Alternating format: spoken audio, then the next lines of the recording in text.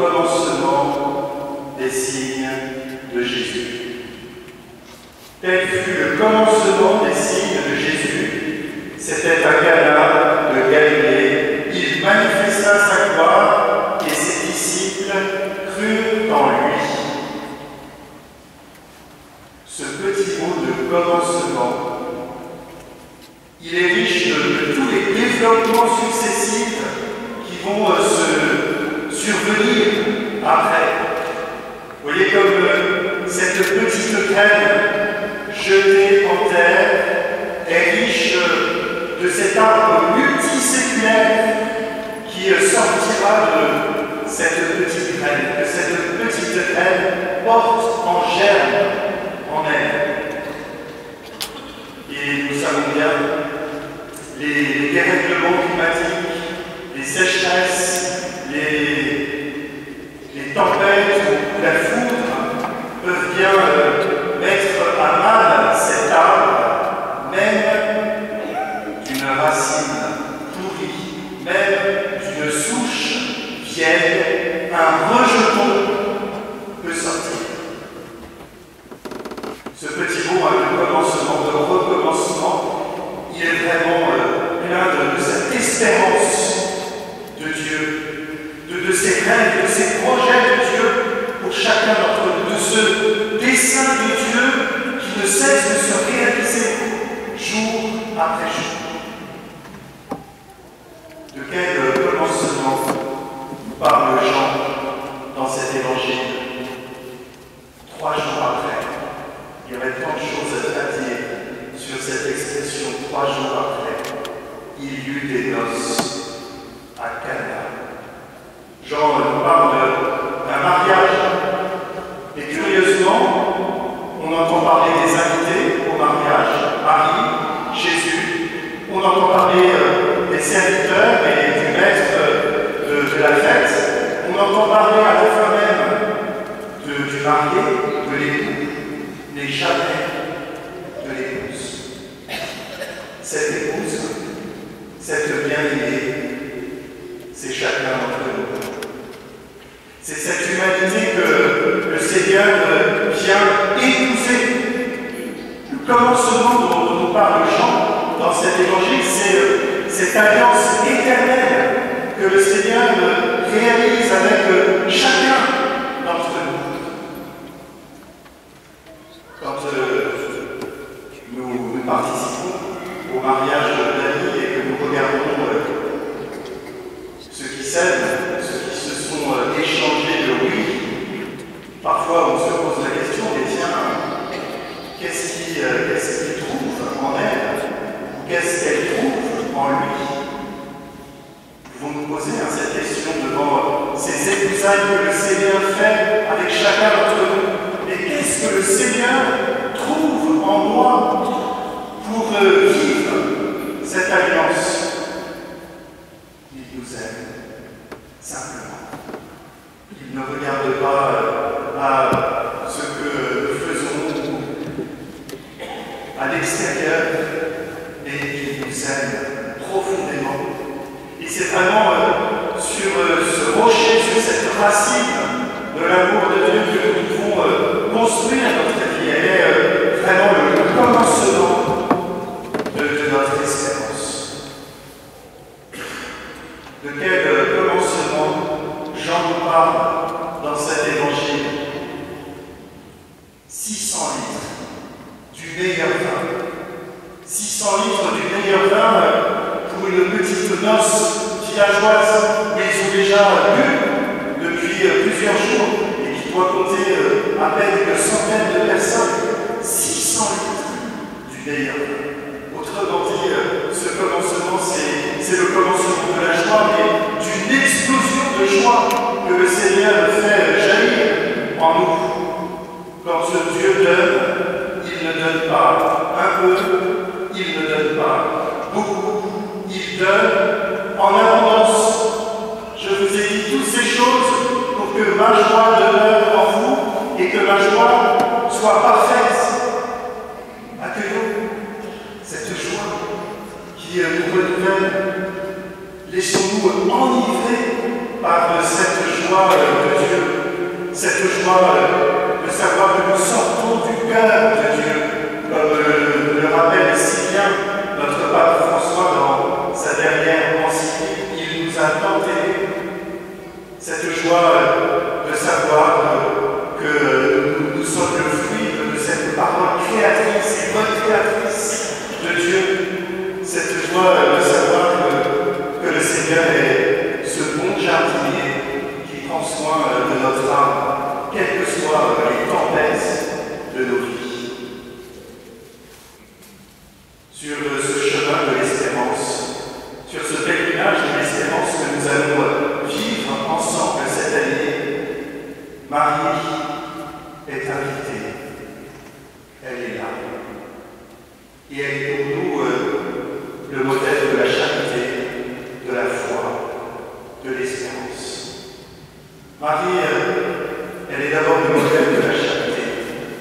Elle est attentive à tous ceux qui l'entourent, au manque qu'ils peuvent vivre dans leur vie. Ils n'ont plus de faim. Marie nous invite vraiment à être attentifs à ceux et celles qui nous entourent, à entendre leurs cris, leurs désirs, leur faim, leur soif, leur désir de Dieu. Marie nous invite aussi peut-être à être attentifs au manque dans nos propres vies, dans notre propre Église. Il n'y a plus assez de prêtres, il n'y a plus assez de religieux et de religieuses, il n'y a plus assez de laïcs engagés. Nous avons tout essayé, nous avons tout fait, nous sommes à court d'idées. Ils n'ont plus de faim. Voilà, comme Marie, prenons conscience de nos manques, regardons-les en face. C'est souvent d'ailleurs la première étape pour les développements successifs et les réponses qui jailliront de nos cœurs.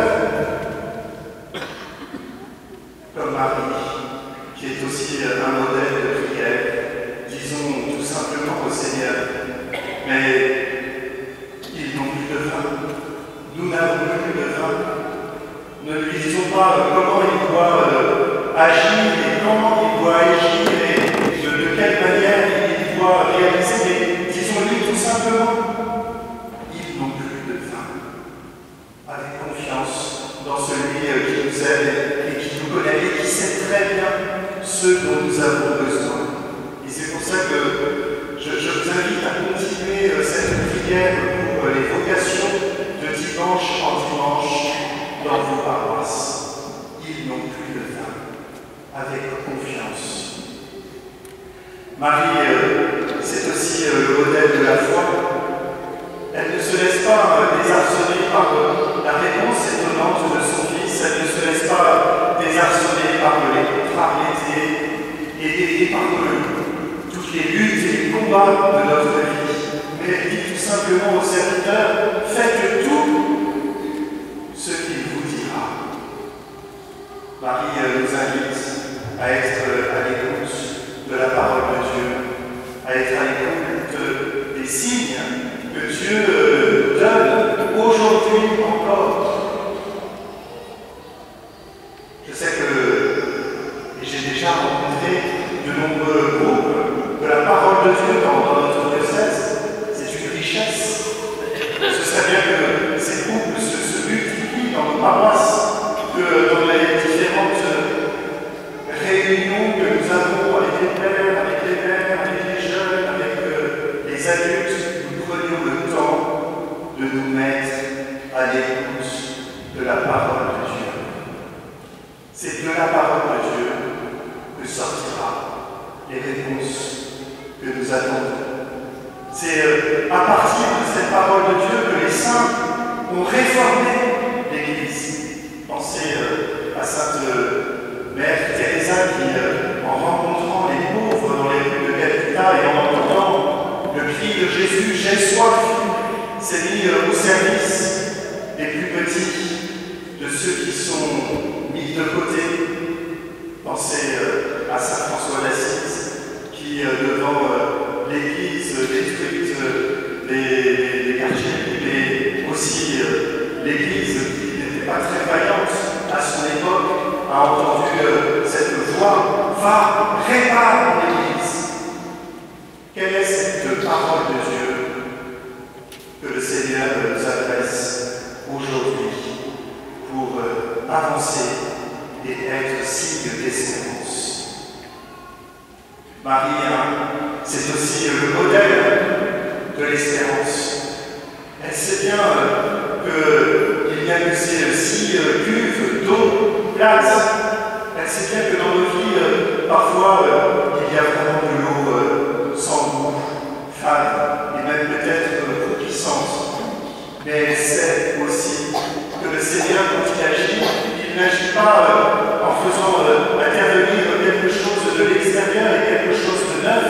Il n'agit pas en détruisant ce que nous sommes, mais il agit à partir de ce que nous sommes et des pauvres moyens que nous avons. Avec 5 pains et 2 poissons, il nourrit une foule immense.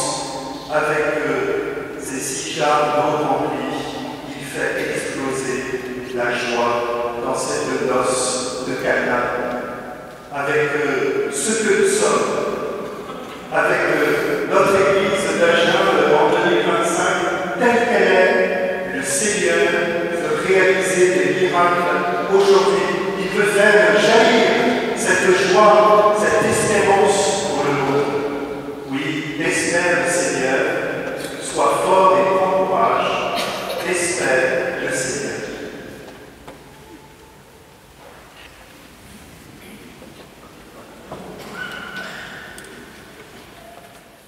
Juste un dernier mot pour présenter les grands rendez-vous de cette année sainte, de ce pèlerinage d'espérance que nous allons vivre.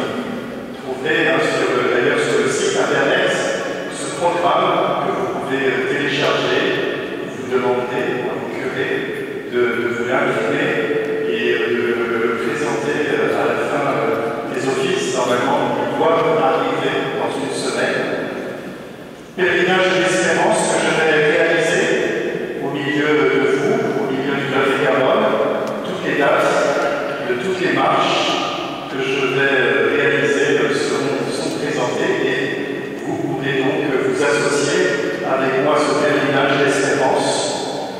Pèlerinage que nous réalisons aussi à Rome, à Lourdes cet été, au mois de juillet, avec l'hospitalité Notre-Dame de Lourdes et puis avec les jeunes. Ensuite, à Rome et à Assise.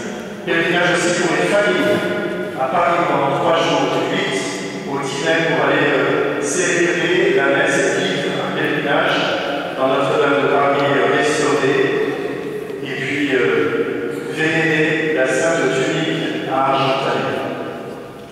Ce pèlerinage aussi, nous pouvons le vivre ici, en Lot-et-Garonne, à travers 3 églises jubilaires, la cathédrale, Notre-Dame de Béargude et Notre-Dame de Marmande, où il y aura des temps de confession qui seront réguliers et qui nous permettront de recommencer avec le Christ, avec cette grâce, ce don de sa miséricorde.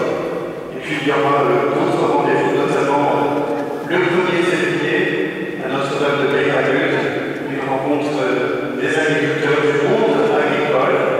Et puis le 2 février, dans cette cathédrale, la messe, le jubilé avec toutes les consacrés, tous les consacrés de notre diocèse. Donc retenez bien ces dates, allez les rechercher sur le site internet, sur les tracts que vous recevrez